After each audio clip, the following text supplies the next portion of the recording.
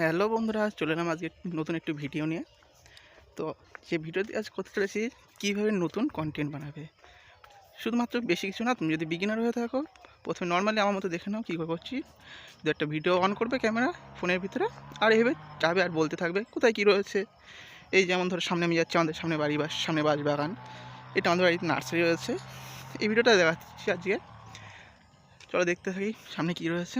বাগানের ভিতরে দুজন কাজ করছে, যারা এখন আমাদেরই কাজ করে।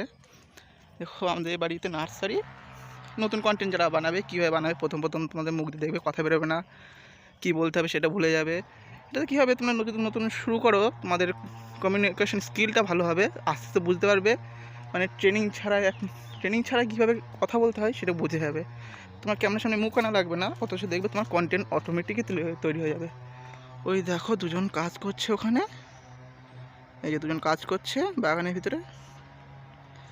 দিনের বেলাও দেখেছো বাগানটা কত সুন্দর লাগছে, রাত্রিবেলা ততটাই ভয়ানক। এই বাগানে এই দেখো আমাদের বাঁশ কাটা রয়েছে, জমিতে ঘর বাঁধা হবে নার্সারির নতুন নতুন গাছ পোতার জন্য।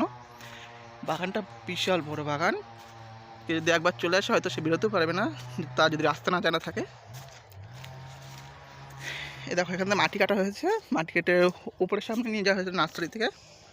চলো ভিতরে যেতে থাকি, কি আছে দেখতে থাকি।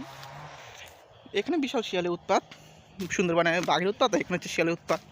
এই দেখো এইসব গর্তে বিভিন্ন, তুমি যদি আসো একটা স্মেল পাবে, যেমন ছাগলকে মরে থাকলে শিয়াল, যেটা আমার জুতোটা খুলে গেল গো, সে কেউ গাছ কাটছে মনে হচ্ছে। দেখে আসি কত দূর হলো কাজ। চলো এই যে কুঞ্চি, এখানে এটা হচ্ছে আমাদের ঝাড়, এপাশে বিভিন্ন লোকের ঝাড় আছে, আমাদের গ্রামের সবচেয়ে নামি দামি ব্যক্তিদের ঝাড় আছে এখানে।